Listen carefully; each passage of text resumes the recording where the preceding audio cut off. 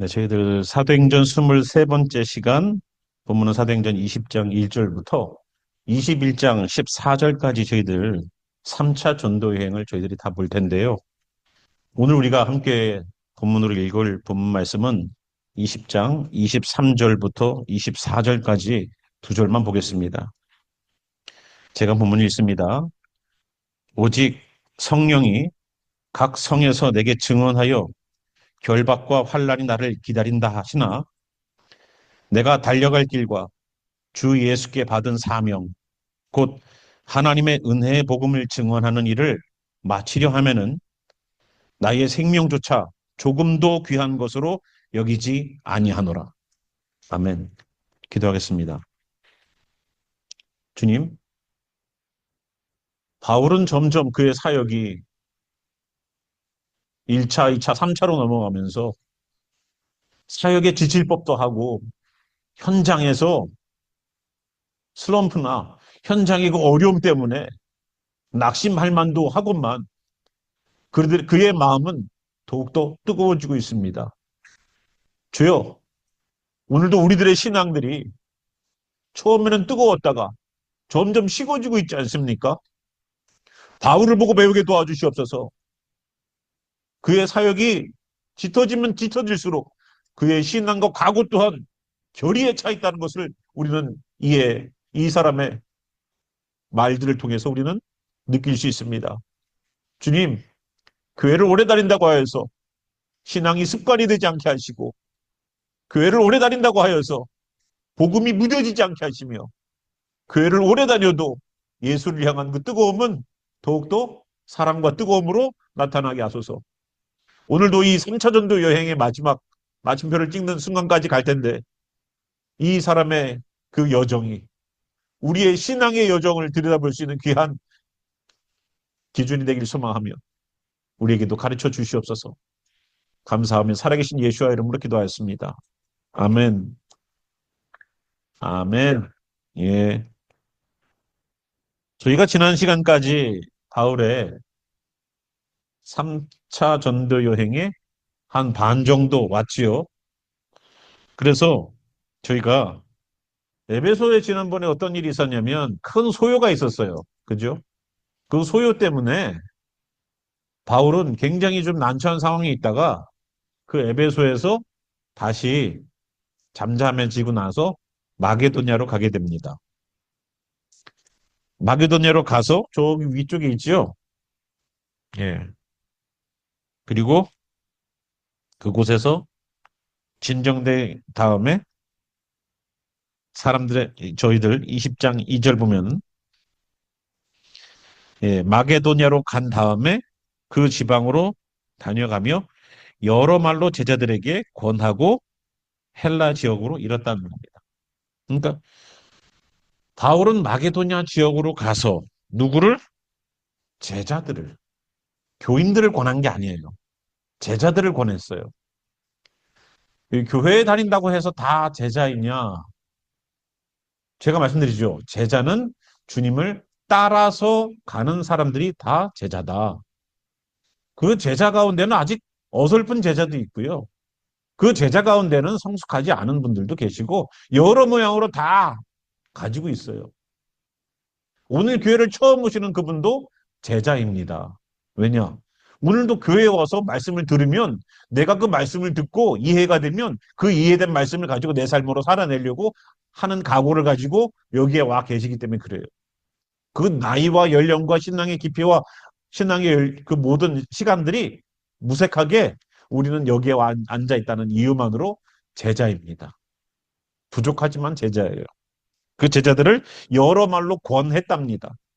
그러니까 제자를 그냥 내버려 두면 제자가 되는 게 아니라 제자는 그 상태가 내버려 두게 되면 그냥 일반인으로 되기 때문에 그 제자가 된 사람들을 제자와 더욱더 시킬 수 있는 말들을 권하는 믿음을 굳건하게 하는 그러한 말들을 많이 한 그러한 일들이 그의 사역이었었어요. 그러니까 지난번 우리 1차 전도 여행이건 2차 전도 여행이건 바울이 자기가 사역했던 지역을 다시 자기의 목숨을 내걸고 다시 갈 수밖에 없었던 그 사명, 그건 뭐냐? 내가 예수님을 믿게 했던 그 사람들이 세상으로 다시 돌아가는 것에 대해서 굉장히 시리어스하게 생각했다는 겁니다. 교회까지 와 있는데 교회에 와 있다가 교회를 떠난 분들에 관한 이야기 여러분 많이 들으셨을 거예요. 예전에 나도 뭐였었어. 나도 예전에 뜨거웠지. 난 예전에 방언도 받았어. 이런 얘기를 하시는 분들인데 지금은 교회를 안 다니셔요. 그냥 어떤 분들은 그냥 편하게 그냥 미국 교회 다니시면서 내 일상 스케줄이 이러면 이런 대로 저러면 저런 대로 어떤 한국 교회의 어떤 시선이라든가 한국 사람들의 어떤 말들에 대하여서 듣지 않기 위해서 편한 그런 신앙생활의 길들을 선택하신 분들도 계실 겁니다. 그죠? 편하죠, 신앙생활을. 뭐 헌금을 안 드린다고 누가 뭐래요. 교회를 빠진다고 누가 뭐라 그래요. 편하죠. 근데 그것이 과연 본인의 신앙생활 하는 문제는 내가 모르겠으나 어쨌거나 제자로서 걸어가고 있는 사람들을 온전하게 제자의 길로 더욱더 굳건하게 가게 만드는 것은 굉장히 중요한 일이에요. 여러분의 잔디를 심어놨다고 해서 물만 열심히 주면 그 잔디밭이 아름답게 성장하던가요? 아니에요. 거기에는 분명히 그 잡초를 뽑아내고 두더지가 굴을 파면 굴을 파지 못하게 하고 하는 그러한 일들을 우리가 해야 됩니다. 우리의 마음밭도 똑같아요. 제자가 되는 것 내버려둔다고 이쁘게 자라지 않습니다. 제자가 되기 위한 몸부림은 내 가운데 있는 세상의 생각들과 돌들을 끄집어내고 가시를 뽑아내고 하는 일들을 해야지만 그 밭이 아름답게 될 겁니다. 열매를 맺을 겁니다. 그걸 위해서 바울은 다시 그 여정을 떠난 거예요. 그리고 거기에서 석 달 동안 있었답니다. 3절 보니까. 배를 타고 수리아로 가고자 했습니다. 그때에 유대인들이 자기를 해하려고 공모했다는 거예요. 이제는 비방하는 것뿐만 아니라 어떻게 한다고요? 바울을 죽일 계획을 한다는 겁니다. 예전에는 바울이 전하는 복음 전에는 예수님이 그리스도다. 너희들이 기다렸던 그 그리스도가 누구냐? 바로 저 예수님이야. 이 그리스도는 헬라 말이고 메시아는 히브리 말이에요. 그래서 우리가 뭐 핸델의 메시아 찬양이 있지만 뭐 할렐루야 할렐루야 하지만 그 메시아라는 그 단어 자체가 히브리 말이라고요. 그래서 구약에서는 내가 너희들에게 기름 부은 종이라는 뜻의 메시아, 나의 메신저를 보낸다라고 말할 때 메시아를 보낸다고 했는데 그분이 오셨어요. 누구냐? 바로 예수님이에요. 그래서 사람들에게 자, 너희들이 기다렸던 그 메시아, 즉 헬라말로 히브리 말로 헬라말 그리스어로 그리스도다라는 그 단어를 계속 가르쳐 주는 거예요. 그래서 그리스도는 예수다. 예수는 그리스도야라고 계속 포인트를 하는 거예요. 아시겠죠? 그래서 이 사람들은 그리스도가 오기를 기다렸던 사람들이에요. 근데 그 사람에게 예수님이다. 그 사람이 예수님이다라는 얘기를 계속 했었어요. 그것 때문에 비방이 들어왔던 거예요. 예수님이 그리스도라고? 예수님이 메시아라고? 그는 안식일을 어겼다고 그러던데? 그는 하나님이 자기 아버지라고 하던데? 하고 그들이 인간적인 측면에서 이해하려고 했던 예수 그리스도의 그 모습 때문에 예수님은 그리스도가 아니야, 메시아가 아니야라고 거부했던 유대인들이 바울이 가는 곳곳마다 쫓아다니면서 계속 방해를 했던 방해의 자리들을 여러분 잘 아실 거예요. 그런데 지금부터는 어때요? 목숨을 내놔야 돼요. 목숨을 내놔야 돼요. 왜냐하면 자기를 해하려고 공모했다는 겁니다. 죽이기로 작당을 했다는 거예요. 그래서 마게도냐를 거쳐 돌아가기로 작정을 했습니다. 4절 아시아까지 함께 가는 베레아 사람 브로의 아들 소바도와 데살로니가 사람 아리스타고와 세군도와 더베 사람 가이오와 및 디모데와 아시아 사람 두기오와 드로비무라 그들은 먼저 가서 드로아에서 우리를 기다렸다는 겁니다. 그래서 그들은 먼저 갔어요. 우리는 무교절 후에 빌립보에서 배를 떠나 닷새만에 드로아에서 그들에 가서 그들을 만났습니다. 그죠? 저기 빌립보에서 드로아로 배 타고 왔다는 거예요. 다른 사람들은 어디로 왔을까요? 육로로 왔다는 겁니다. 먼저 간 사람들은. 자, 그리고 7절 보니까 그 주간의 첫날. 그러니까 이스라엘 사람들이 생각하는 그 주는 언제부터 시작이냐? 안식일 다음 날부터가 시작이에요. 그러니까 안식 후 첫날 예수님이 부활하신 것처럼 그 주간의 첫날, 언제예요, 이때가?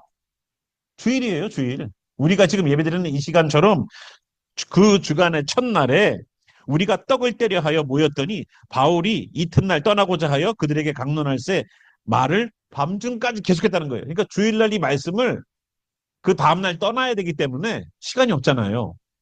그러니까 내일 여정이 시작되니까 피곤하고 힘드니까 좀 저 같으면은 좀 휴식을 취할 법한데 바울은 야, 나 내일 가. 그러니까 오늘 아주 그냥 내가 너희들에게 있는 모든 말씀들을 다 주겠어. 해가지고 밤 늦게까지 막 설교하더라는 거예요. 이 마음의 열정을 여러분 이해하시죠? 예, 진짜 불같은 사람이에요. 참, 우리도 이래야 되는데.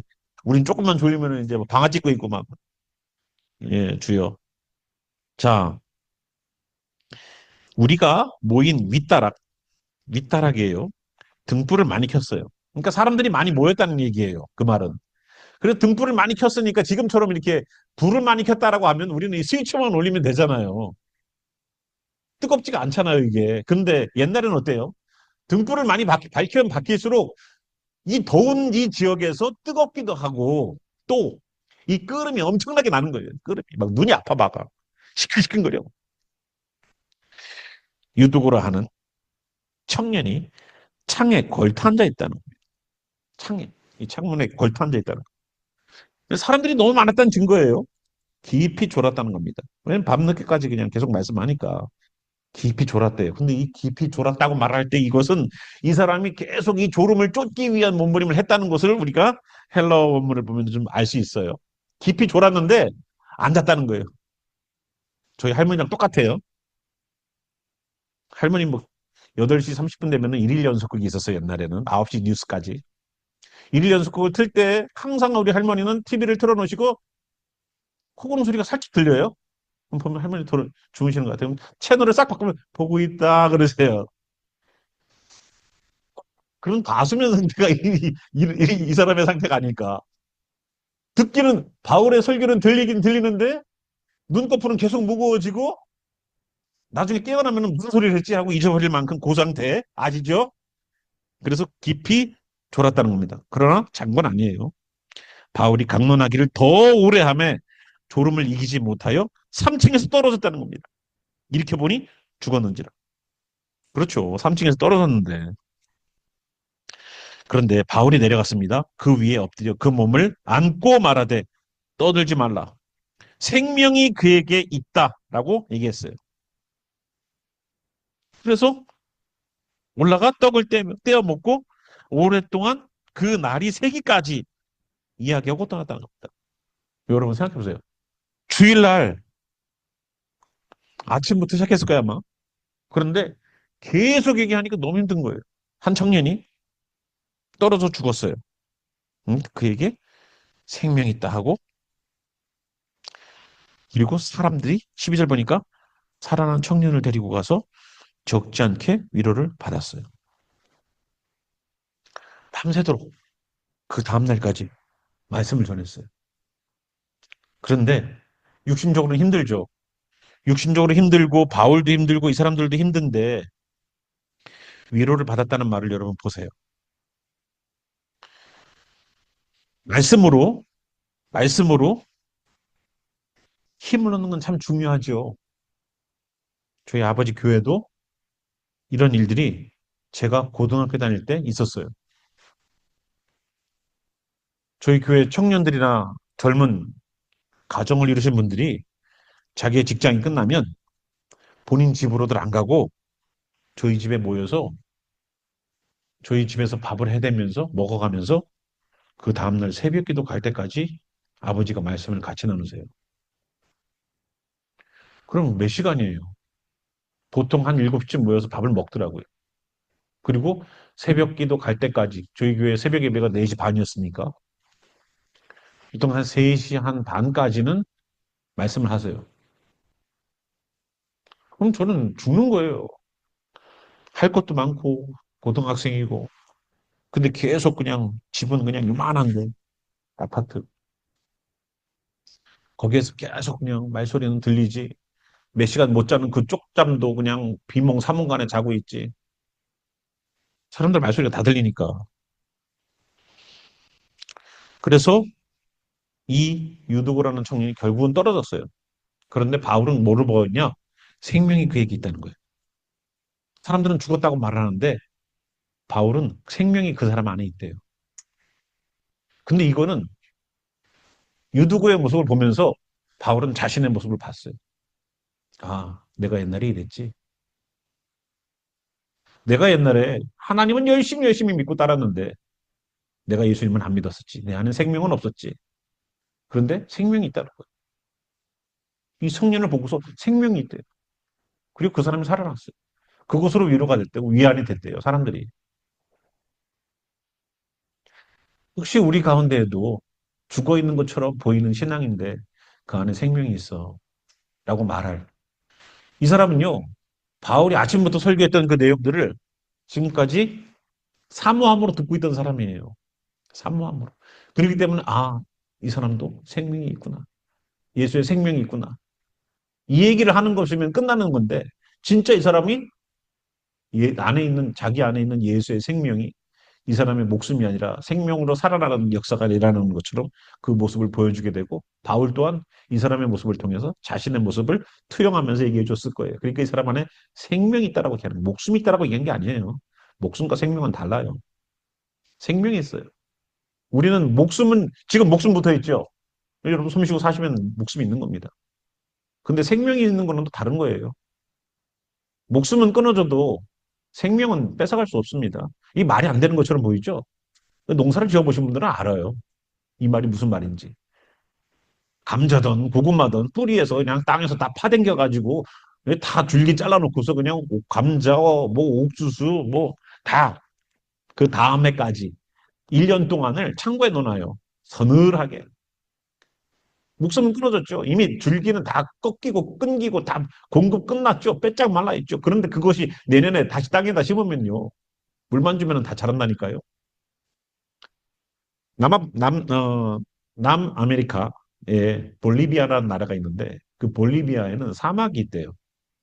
그 볼리비아 사막은 진짜 어떤 사막이냐면 모래 사막이 아니라 옛날에 그 비가 안 오면은 논바닥 갈라지는 것처럼 쫙 갈라진 그런 논바닥처럼 그런 데예요. 그러니까 비가 오긴 우기가 와갖고 비가 오긴 와요. 그러니까 그 물이 한 군데 이렇게 모이면 호수처럼 된대요. 그래서 그게 마르면 이제 논바닥 갈라지듯이 이렇게 갈라져 갖고 있지만 거기가 이제 사막화가 진행되고 있는 과정인데 우리가 생각하는 건 모래는 아니에요. 근데 거기 아무것도 진짜 나무 한 그루 없어요. 근데 거기에 우기가 돼갖고 비가 오잖아요. 어떻게 되는지 아세요? 꽃밭으로 변해요. 꽃밭으로. 천지가 그냥 꽃밭으로 다 변해버려요. 그 짧은 기간 동안에 꽃을 피우려고, 식물들이. 제가 그걸 이렇게 보면서, 그렇구나. 보기에는 생명이 없어 보이는데, 비만 오고 나니까 거기에서 막 생명들이 그냥 뭐, 얼마나 아름답게 그냥, 진짜 그 모든 꽃들이 다 살아있어. 나라는 존재를 알려주기를 원하는 것처럼 꽃을 피우더라고요. 뭐 사방에서 그냥 각양각색의 꽃들이. 바로 이 청년이 그렇지 않을까요? 저는 안 믿는 분들, 저 밖에 있는 안 믿는 분들도요, 아직 물 만나지 않아서 저렇다. 물 만나지 않아서 저렇다. 물만 만나면 꽃을 피울 텐데, 예수만 만나면 꽃을 피울 텐데, 내가 경험한 예수님을 그들도 경험하면 예수님 믿게 될 텐데, 언젠가 우리가 주님 앞에 갔을 때 주님 얼굴 보게 되면은, 진짜, 우리가 진짜 교회 다니는 사람들이 맨날 교회 오라고 얘기했는데, 진짜 예수 믿었네? 그렇게 얘기할 텐데, 언젠가 다 보게 될 거잖아요. 언젠가는. 진짜 주님이 진짜 마음 같아서는 주님이 여기 와갖고 내가 살아있다라는 것을 이 구멍난 손을 보여주시면서 우리에게 말씀하셨으면 좋겠어요. 진짜 마음 같아서는. 그래서 그러한 일들을 통해서 생명의 역사가 나타나는 그러한 일들이 말씀을 듣는 가운데도 일어나더라는 겁니다. 예. 여러분 말씀을 배우다가도 죽을 수 있어요, 없어요? 있어요. 정말로 교회 열심히 다니고 뜨거웠다가 어느 순간 떨어져 신앙이 팍 떨어져갖고 죽을 사람이 있어요. 그런데 생명이 있으면 살아난다. 아셨죠? 신앙이 낙오되어 있을 때가 있어요. 슬럼프가 있어요. 그런데 여러분 포기하지 마십시오. 예. 자, 이제 13절로 저희들 넘어가겠습니다. 우리는 앞서 배를 타고 아소에서 바울을 태우려고 그리로 가니 이는 바울이 걸어서 가고자 하여 그렇게 정하여 준 것이라. 바울이 아소에서 우리를 만나니 우리가 배에 태우고 미들레네로 가서 거기서 떠나 음. 거기서 떠나 이튿날 기호 앞에 오고 그 이튿날 어디에 들러요? 사모님한테 좀 들렸대요. 목사님은 안 나오는데 사모님 나오더라고. 예. 사무에 들르고 또 그 다음날 밀레도에 이르니라. 자, 이 밀레도까지 왔어요. 이 밀레도에서 누구를 초청하냐면 17절, 예, 16절 볼게요.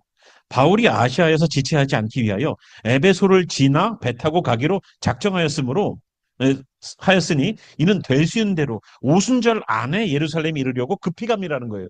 왜 그렇게 갈까요? 왜 급히 오순절 안에 가야 될까요? 왜?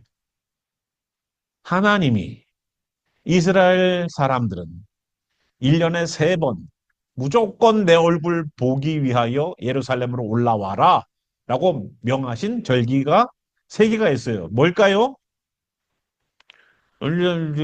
절이에요, 절. 그죠? 예. 예, 동학사, 뭐, 보은사, 무교절, 오순절, 초막절. 이 세 절기는 예루살렘으로 올라와서 보래요. 그래서 오순절 전에 가려고 한다는 거예요.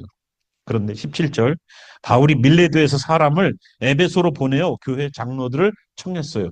여러분 에베소에서 몇 년간 사역했습니까? 바울이 3년 사역을 했어요. 3년 동안 사역을 하면서 거기에 에베소에 교회를 건실하게 세워놓고 그 교회에 지도자들을 세워놨어요. 장로님들을 세웠어요. 그러니까 우리가 생각하는 장로님은 지금의 장로님이 아니에요. 지금의 장로님보다도 훨씬 어떠한 많은 사역들을 감당했어요. 목사님들이랑 거의 진배 없이 장로님들이 사역을 했습니다. 그셨죠? 뭐 침례교는 장로, 감독, 그리고 목사를 하나의 목회자라는 어떤 캐레고리로 저희가 이해하지만 장로교는 목사님하고 장로님을 따로 두고요. 감리교는 감독과 목사님을 따로 둬요. 이해되시죠? 그 잘못된 게 아니에요. 잘못된 거 아니에요. 예. 성경에 나와 있어요. 예. 그것으로 뭐 성경적이지 않다 그런 얘기 하시면 안 됩니다. 예. 장로님 있는 거, 그리고 감독이 있는 거, 그거 성경적입니다. 어쨌거나 에베소 교회에 있는 장로님들을 초청했어요.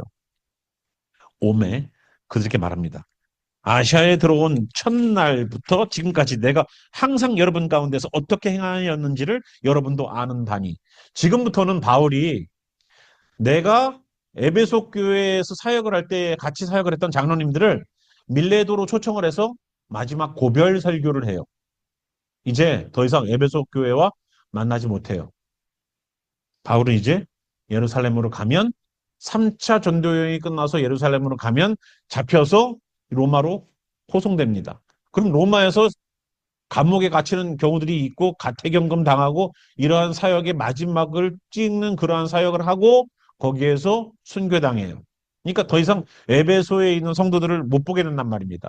그래서 여기에서 그 장로님들을 초청을 해서 왜냐하면 에베소 교회를 케어하고 있는 교회의 엘더들이니까 그래서 그들이 에베소 교회를 잘 어떻게 미니스트리를 해야 될지에 관한 이야기를 자기의 삶을 비춰서 그들에게 가르쳐 주고 있습니다. 자, 볼까요? 이 바울이 이거 얘기해요. 19절. 어떻게 거기에서 내가 사역했는지 여러분들도 아시죠? 하면서 곧 모든 겸손과 눈물로 사역했다는 거예요. 그러니까 에베소에서 바울이 사역할 때의 모습은 겸손과 눈물이래요. 저랑 반대되는 것 같아요. 많이 회개하고 있어요. 유대인의 관계로 말미암아 당한 시험을 참고 사역했다는 거예요. 이거는 좀 제가 일리가 가요, 저도. 예, 저도 참고 하고 있거든요.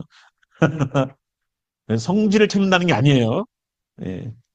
주를 섬긴 것과 유익한 것은 무엇이든지 공중 앞에서나 각 집에서나 거리낌이 없이 여러분에게 전하여 가르쳤다는 거예요.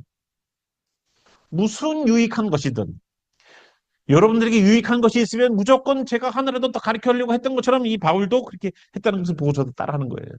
예. 여러분들 특강도 솔직히 특강 준비하는 거예요. 피곤해요. 지난번에 역사 한다고 이번 거 말고 지난 첫 번째 거 코를 푸는데 피가 나오더라고요. 제가 고등학교 3학년 때도 이런 일이 없었어요. 또 올라오는 일들이. 내가 그래서 체력이 반토막 났구나. 고3 때랑 다르구나. 생전 내가 공부하고 피 흘린 적이 없거든요. 예. 그랬던 세미나인데 여러분이 주무시더라고요. 예. 섭섭했어요, 진짜. 자, 21절. 유대인과 헬렌들에게 하나님께 대한 회개와 우리 주 예수 그리스도에 대한 믿음을 증언한 것이라. 그래서 뭘 증언했어요? 예수 그리스도에 대한 믿음을 증거했대요. 예. 22절. 보라. 이제 나는 성령에 매여 예루살렘으로 가는데 거기서 무슨 일을 당하는지 알지 못하노라.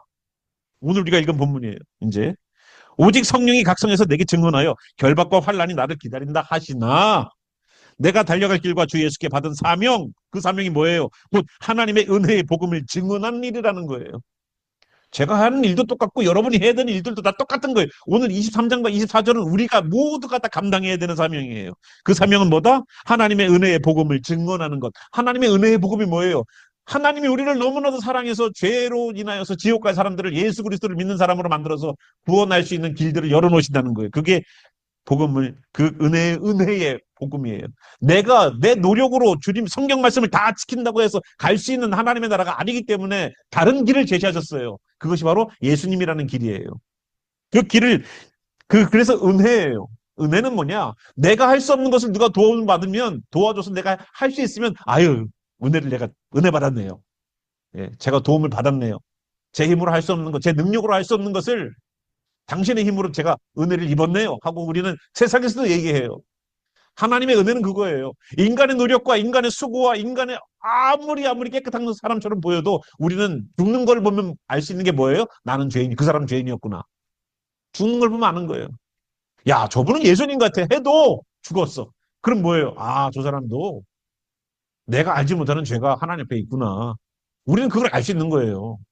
그죠? 우리는, 우리는 영생할 수 있다, 없다? 없다. 우리는 다 죽어요. 예. 안 죽으려고 우리는 노력을 할 뿐이지. 그래서 좋은 거 다 먹잖아요.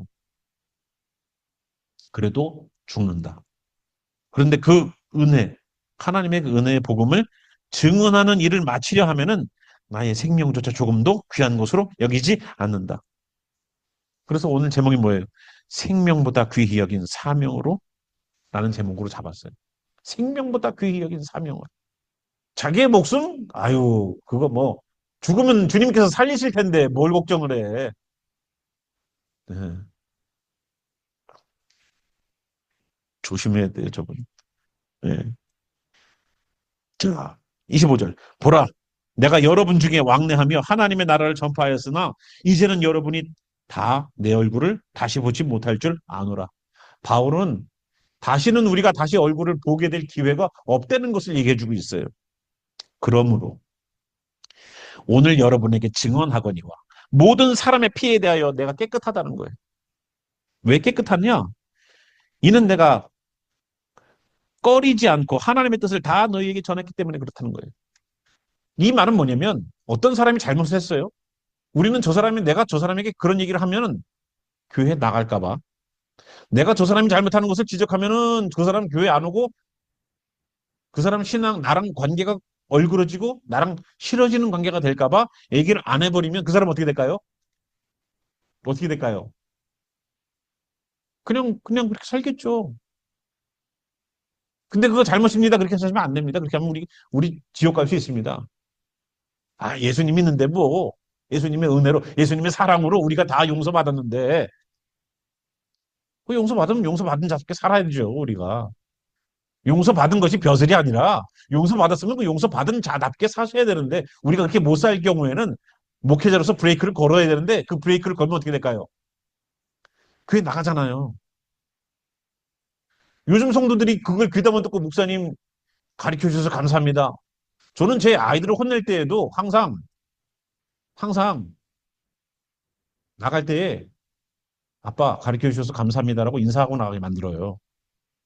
왜? 내가 잘못 지적했으니까. 이렇게 살면 안 돼. 라고 지적을 하니까 부모님에게 감사합니다라고 인사하고 나가게 만들어요. 우리가 하나님 앞에도 마찬가지 아닐까요? 응? 이 사람이 꺼리끼지 않고 하나님의 뜻을 다 전했대요. 처음엔 꺼리꼈겠죠. 이런 얘기 하면은 관계가 망가지고 저 사람이 날 싫어하면 어떡하지? 여러 생각이 들겠죠. 근데 그것 때문에 저 사람 지옥 가면 어떡하려고? 그것 때문에 잘못되고 계속 아이고 이렇게 해도 괜찮네. 이렇게 해도 목사님이 이해하고 있네. 이렇게 해도 다른 사람들이 다 이해해 줄 거야. 이 정도는 괜찮지. 그것이 용납되기 시작하면은요, 바늘도둑이 소도둑돼요. 작은 것처럼 보여도. 그래서 그 사람의 신앙이 결국은 무너지게 되는, 댐이 무너지게 될 때에는요, 돌멩이 하나 빼고 두 개 빼고 하면서부터 시작이에요. 그러니까 작은 것으로 무너지게 됩니다. 그래서 그러한 것에 꺼리끼지 않고 말을 했다는 거예요. 28절. 여러분은 자기를 위하여 또는 온 양떼를 위하여 삼가라. 성령이 그들 가운데 여러분을 감독자로 삼고 하나님이 자기 피로 사신 교회를 보살피게 하셨느니라. 그러니까 이 장로님들은 감독으로서 교회에서 교회를 잘 보살피게끔 그 하는 사명을 맡겼다는 거예요. 내가 떠난 후에 사나운 이리가 여러분에게 들어와서 그 양떼를 아끼지 아니하며 또한 여러분 중에서도 제자들을 끌어 자기를 따르게 하려고 어그러진 말을 하는 사람들이 일어날 줄을 내가 아노라. 어떻다고요? 이분들이 교회 리더이기 때문에 당신네들 내 편 하시오. 줄을 잘 서시오. 장로님들이 여러분 계시는데 내 줄을 잘 서가지고 내 편으로 만들어서 교회에서 내가 원하는 정책들과 방법들을 갖다가 추진해 나가는 데에 힘을 실은 그러한 역할, 당을 지는 일들을 하는 경우들을 일어날 거를 안 되는 거예요. 사람은 다 그래요. 사람은 다 그래요. 세상에서 벼슬 못하면 꼭 교회 와서 벼슬 하려고 하고, 예? 그리고 외부에서도 이렇게 사나운 이리가 들어오는 것처럼 무너뜨리려고 하지 않습니까? 자, 31절. 그러므로 이제 그런 일이 발생할 거니까 여러분이 일어나 내가 3년이나 밤낮 쉬지 않고 눈물로 각 사람을 훈계하던 것을 기억하라. 그러니까 이런 일들이 있었기 때문에 계속 훈계를 했다는 겁니다. 눈물로, 눈물로. 지금 내가 여러분들을 주와 및 그 은혜의 말씀에 부탁하노니 그 말씀이 여러분들을 능히 든든히 세우사 거룩하게 하심을 입은 모든 자 가운데 기업이 있게 하시리라. 내가 아무의 은이나 금이나 의복을 탐하지 아니하였고 여러분이 아는 바와 같이 이 손으로 나와 내 동행들이 쓰는 것을 충당하여 범사에 여러분에게 모본을 보여준 바와 같이 수고하여 약한 사람들을 돕고 또 주 예수께서 친히 말씀하신 바 주는 것이 받는 것보다 복이 있다 하심을 기억하여야 할지니라. 라고 바울은 자기의 삶이 모본이었다. 당신네들 다른 거 보지 말고 나보고 배워라. 라고 얘기를 당당하게 하는 거예요. 이런 말씀을 저도 해야 되는데 여러분 저를 보고 배우십시오라고 말을 해야 되는데 목사님이나 잘하세요 이런 얘기 들을까 봐 안 하고 있어요. 그런데 여기에서 복음서에서 안 나온 예수님의 말씀이 여기에 적혀져 있어요. 그게 뭐냐면 주는 것이 받는 것보다 복이 있다. 예수님이 이런 말씀을 하셨대요. 우리는 복음서에서 본 일이 없어요. 그죠? 그런데 여러분 그걸 아셔야 돼요. 요한복음에 분명히 얘기하고 있어요. 요한복음 21장 25절 잠깐 보면은 이 요한복음을 쓰면서 제일 끝에 이런 말을 써놨어요. 예수께서 행하신 일이 이 외에도 많으니 만일 낱낱이 기록된다면 이 세상이라도 이 기록된 책을 두기에 부족할 줄 아노라. 요한은 요한복음 끝에다가 이 이야기를 써놨어요. 마태는 마태복음 끝에다가 볼지어다 내가 항상 너희와 함께 있으리니 항상 함께 있으리니 이라는 말을 넣어놨지만 요한은 이 성경에다 써놓은 이야기는 미미한 거야. 진짜 예수님이 하신 행동과 말들을 다 기록하면은 이 세상이라도 이 기록된 책을 두기에 부족하대요. 그러니까 우리가 알지 못하는 예수님의 수많은 에피소드와 예수님의 수많은 메시지들이 있다 없다 있다는 거예요. 그 중에 한 말이 바로 여기 바울도 알고 있는 이 말씀. 주는 것이 받는 것보다 복이 있다. 그래서 그리스도인들은 받는 것보다 주는 것에 대하여서 기쁨으로 생각할 줄 아는 분들이 되어야 돼요. 그죠? 받을 때는 어떻게 돼요? 손이 이렇게 오잖아요. 그죠? 줄 때는 어떻게 돼? 이렇게 되죠. 이게 천국의 방식이에요. 천국에 가면 젓가락이 길대잖아요. 그러니까 이걸 갖고서 그냥 계속 그냥 내 입으로 넣으려고 이렇게 젓가락을 하려고 그러니까 이게 와요, 이게? 지옥은 그렇대요. 그래서 다 빨빨 말랐대. 근데 천국은 다 살쪄 있더라는 거니까 내 떠서 상대방 입에 넣어준대래. 떠서 상대방 입에 넣어주니까 자기도 먹고 남도 먹고 다 살찌는데 이 사람들은 다 자기 입에다 넣으려고 하는 게 이게 안 구부러지는 거예요. 예. 그래서 못 먹었대요. 성경에는 없어요. 예.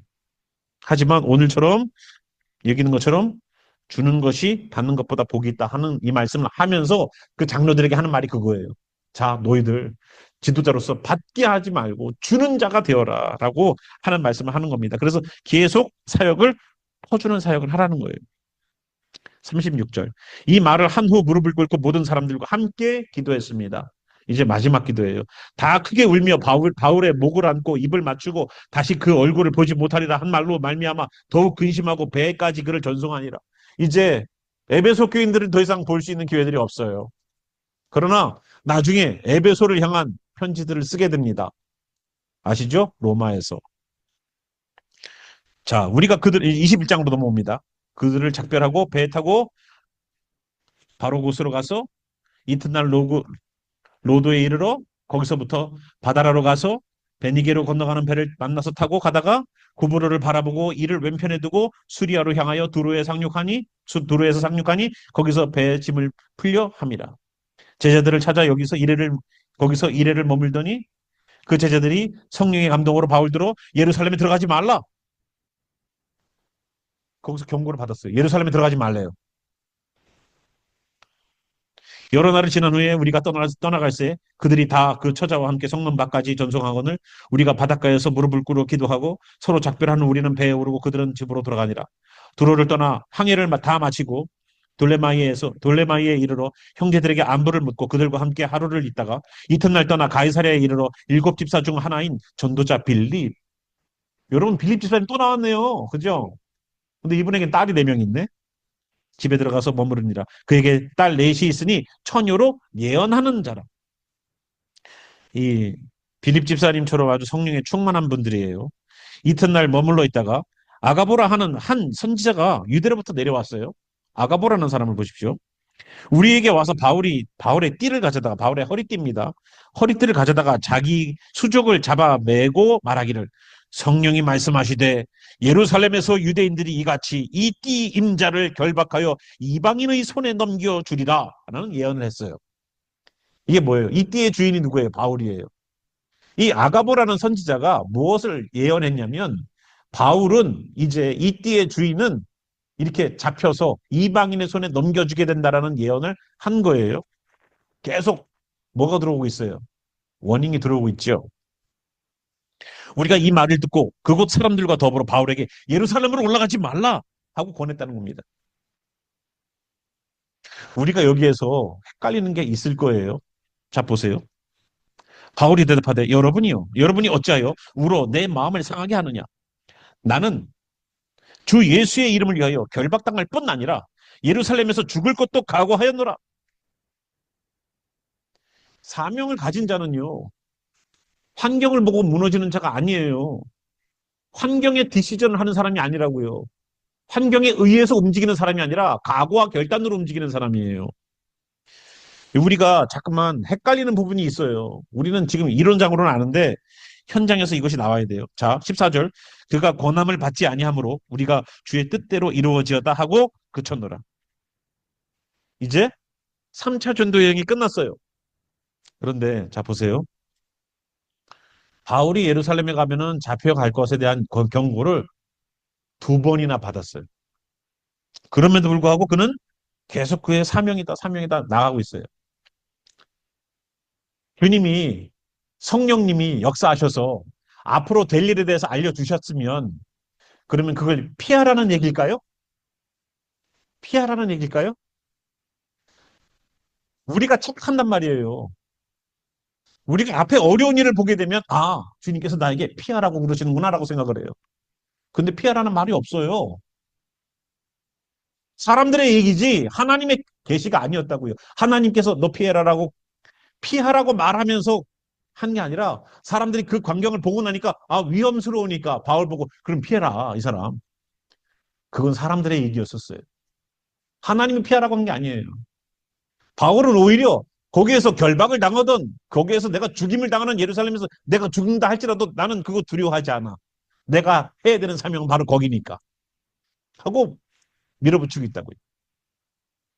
사명이라는 것을 감당할 때에 여러분 내가 사명을 받아서 감당할 때 그 길이 편한 줄 아십니까? 이스라엘 백성들 보고 가나안 땅 들어가라고 말을 했을 때에 가나안 땅 들어가면은요 빈 성읍에 다 농사 지어놓고 추수만 하면 되는 그런 땅에 들어보는 줄 아세요? 아니요. 가나안 땅 들어가서 전쟁을 했어야 됐고요. 그들은 평지를 광야라는 평지를 평생 동안 살았던 사람들이고 유목민이기 때문에 풀을 항상 평지에서 뜯겼던 사람들인데 전쟁은 가나안 땅은 어딘지 아십니까? 산지예요. 평지도 있지만 험준한 산이 있고 산 위에 성을 만드는 그 가나안 족속들을 평지에서만 살던 사람들이 산 위에 있는 적들을 공격하기 위해서 전쟁을 벌여서 이긴다? 결코 쉬운 게 아니에요. 핸디캡이 엄청 많아요.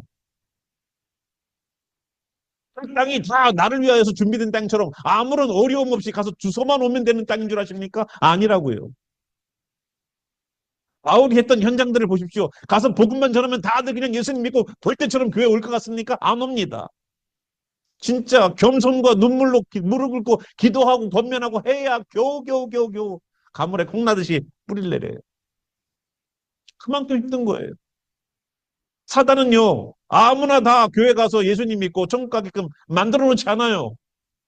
누구나 다 말씀을 듣고 다 천국 가면 참 좋은데 그래서 하나님은 예수님이라는 하나님의 형상을 가지고 온 예수님을 십자가에 못 박기까지 하나님의 사랑을 보여주셨건만 우리는 안 믿어요. 안 믿는 걸 어떻게 하느냐? 안 따라가요. 안 따라가. 주님을 안 따라가. 주님이 가는 길은 고난과 고생인 것처럼 보이고 결국은 십자가에 달려 돌아가시는 것처럼 아주 그냥 내가 죽음으로 몰아가는 것처럼 보일지라도 그 끝에는 부활이 있다는 것을 아셔야죠. 우리가 나중에 죽었다가 다시 살아날 부활을 꿈꾼다면 예수님의 십자가 지심을 왜 외면하겠습니까? 예수님도 십자가 지심으로 부활을 경험했는데 우리는 고난은 둘째치고 영광만 얻으려고 하는 단 것만 삼키고 쓴 것은 뱉어오려고 하는 우리들의 습성이 그대로 나와요. 제자이십니까? 조금만 어려운 일들이 나에게 꿈과 계시로 보여지게 되면 그거 피해가라고 주시는 줄 아세요? 아니에요. 견디고 버텨라 네 사역에 그런 일들이 있을 거라고 얘기하시는 거라고요. 우리는 그런 만약에 꿈과 계시를 보게 된다면 우리는 피할 길부터 생각할 거예요. 아, 그럼 주님께서 나에게 원익을 주셔서 피하라고 하시는구나. 다른 사람이 얘기 안 해도 내가 피해야 되겠구나라고 생각한단 말이에요. 바울은 그렇게 하지 않았다는 겁니다.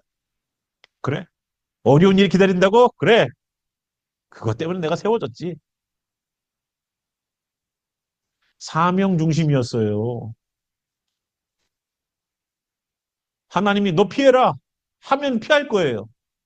그러나 피하라는 메시지 없이 그런 고난에 관한 메시지가 전달된다면 그거를 감내하면서 내가 그 사역을 이어가야 돼요. 그 사역을. 그것 때문에 그 사람이 거기 세워져 있는 거니까. 바울 같은 사람이 아니면 어떻게 이 전도 여행을 가겠습니까? 어떻게 수많은 유대인들과 수많은 그리스 철학자들을 만나서 그들과 계속된 언지를 통해서 계속된 말들을 통해서 어떻게 변론하겠어요, 예수님을? 베드로는 안 돼요. 왜 안 되는지 아세요? 필력이 짧아. 은혜 받은 건 있지만 그거를 표현해내는 그 힘이 딸린다고요. 그들에게 설득력 있는 말이 안 나가. 근데 바울은 아니에요. 많이 배웠어, 이 사람은. 너무나도 많이 배워서 지금 우리가 읽어도 너무 감탄스러워요. 어떻게 이런 말을 써놨지? 아무리 저도 목사로서도 저도 기도할 때 주님 바울처럼 이런 어? 필력이 나올 만한 이런 말이 나올 만한 어떤 내 마음 가운데 성령의 감동 가심과 지혜심과 역사심 있게 하소서 안 나와. 얼마나 책을 더 읽어야 되는 거야. 정말로 이런 사람이 아니면 이 사역 감당 못 합니다. 근데 이 사람이 어때요? 목숨 내걸고 하고 있어. 목숨 내걸고. 아무리 내 환경에 어려운 일이 펼쳐진다 하더라도 내 사명? 나는 굽히지 않아. 이게 진짜 사명이에요. 우리는 조금 더 하다가, 처음에는 하나님 뜻이었대. 처음엔 하나님 뜻이었대. 근데 조금 지나서 어려움이 오고 조금 지나서 어떤 얘기를 들으면, 이게 하나님 뜻이 아니었나 봐. 또 이래요, 또.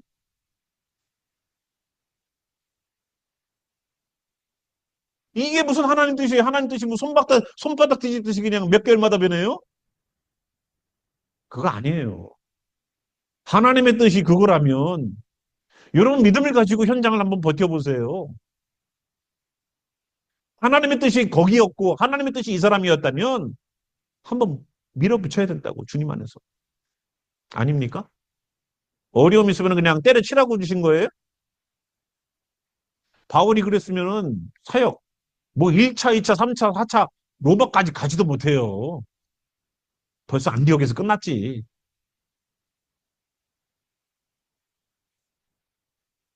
신앙은 뭔가 안다고 해서 가는 게 아니에요. 주님 말씀 주시면 그것이 사명인 줄 알고 어려움이 기다린다 하나, 주님, 주님께서 나에게 사명 주시는데 앞으로 이런 일이 있을 거라고 미리 알려주셔서 감사합니다. 그걸 붙잡고 전진하겠습니다. 저는 사명을 감당하는 분들이 바로 이래야 된다고 생각을 해요. 조금 어려우면 하나님 뜻이 아닌가 봐. 조금 장애물을 만나면 이거 돌아가야 되나 봐. 우리는 하나님의 뜻이 아닌가 봐. 뭔가 안 되면 하나님 뜻이 아닌가 봐라고 계속 그것을 이겨나갈 생각을 해야 되는데 하나님 뜻으로다가 계속 넘겨가지고 그걸 피해가. 예전에 제가 알던 목사도 거기가 제가 목회해야 되는 현장입니다라고서 교회를 개척하더라고요. 난 아닌데. 내가 보기엔 아닌데. 하나님 뜻이면 계속 목회해야지. 하나님 뜻이면 계속 목회해야지. 어느 순간 교회가 없어져.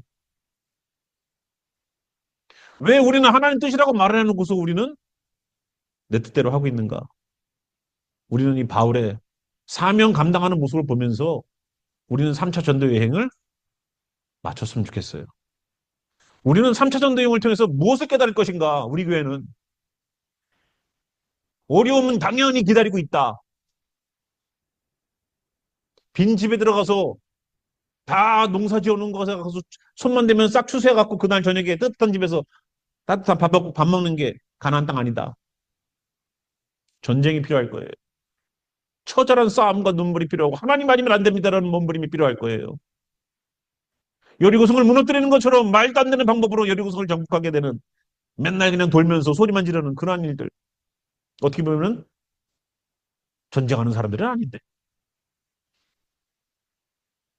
우리가 상상할 수 없는 방법으로다가 이 땅에서 여러분 신앙생활 해야 될 수도 있어요. 그럼에도 불구하고 사명 감당하시겠습니까? 바울이 그랬던 것처럼. 저기에 생명보다 귀히 여긴 사명으로 감당하는 그 사명의 길이 바로 우리가 되길 바래요. 전도여행 하나하나 끝날 때마다 우리들에게 정말로 깊게 새겨주는 레슨들이 하나씩 있었으면 좋겠어요. 바울이 전도여행을 1차, 2차, 3차, 4차 다녔대. 이거는 끝나는 거는 이거는 유치원 애들한테 하는 소리지. 이제 성숙한 그리스도인들답게 바울의 그 전도여행을 통해서 난 이걸 깨달았어. 뭐 하나가 있어야 될 거 아니에요. 뭐 하나. 여러분 저희들 유튜브에 설교 올라갑니다. 다시 한번 바울의 전도 여행을 보시면서 나는 과연 1차, 2차, 3차가 끝났는데 과연 내게 남겨진 신앙의 메시지는 뭔가? 오늘 3차 끝났습니다. 함께 우리 일어나셔서 3차 전도 여행을 마치는 이 과정 가운데 나는 나에게 주시는 주님의 메시지가 뭔가? 다시 한번 우리 한번 주님께 기도하며 나아갔으면 좋겠어요. 특별히 이 사명 감당한다는 것이 무엇인가? 다시 한번 묵상하며 우리 함께 기도하는 시간 가질게요. 기도하겠습니다. 오늘도 우리에게 역사하시는 살아계신 우리 주님, 성령님으로 바울이 앞으로 어떠한 일을 겪을 것에 대한 이야기들을 미리 알려주셨지만 바울은 그것을 피할 기회로 갖지 않았습니다. 오히려 각오할 기회로 잡았어요. 이제는 내가 묶임받을 수도 있구나. 이제 하나님은 나를 통하여서 나를 묶어서 이방인의 손에 넘겨줄 계획을 하고 계시는구나. 이제 때가 다가오고 있구나. 이제 주님께서 나를 마음껏 사용하실 마지막 때가 있구나. 그 사명 붙잡고 나갔지. 자기의 목숨 부지할 그렇구나 어려움이 있구나 내가 도망가야지. 내가 피하고 도망갈 기회를 본 것이 아니라 내가 마음껏 주님 안에서 사용된 그때를 소망하면서 계속 그 길을 걸어갔습니다. 혹시 우리도 하나님의 뜻이라고 말을 하면서도 주님 이 교회 온 게 하나님의 뜻이지요 라고 처음에 얘기했다가 주님 이렇게 하는 것이 하나님의 뜻이지요 라고 시작했다가 그 뜻과 계획들이 번복된 경우들이 얼마나 많이 있습니까? 조금만 어려우면은 이게 아닌가 봐. 조금만 힘들면은 이게 아닌가 봐라고 우리는 평안한 길, 우리는 잘 닦인 큰 대로를 추구하지 않았었습니까? 주님의 길은 그런 고난의 길인 것을 왜 몰랐어요? 하나님의 길이 오늘도 쉬운 길이 아니라 좁은 길이고 그 길이 돌짝밭처럼 힘들지만 십자가를 지는 것 같은 고난의 길이지만 그 끝에 주님이 계시기 때문에 우리는 그 길을 걷는데 주님 오늘도 왜 우리는 현장의 문제 때문에 이렇게 마음이 흔들립니까? 주여 여기는 하나님의 사람들에게 오늘도 꿈과 계시를 통하여서 알려주시옵소서. 예수님이 걸어가신 길을 몸소 보여주시면서 걸어갔던 예수님의 그 십자가의 길을 보여주신 예수님 그리고 성령님으로 알려주셔서 우리가 어떠한 일을 경험하다 할지라도 주의 복음을 전하는 일은 막을 수 없다는 그 성령님의 함께 하심이 오늘도 자기의 생명보다 사역을 귀히 여긴 바울처럼 우리 또한 이곳에서 우리가 하나님의 영광을 보리라. 이 지역과 이 가정에서 이 교회에서 이 직장에서 하나님의 영광을 보리라. 신앙에 각오하고 전혀 두려움 없이 앞으로 전진하는 성도들에게 영원히 함께 하시기를 살아계신 우리 구주 예수와 이름으로 축원하며 기도합니다. 아멘.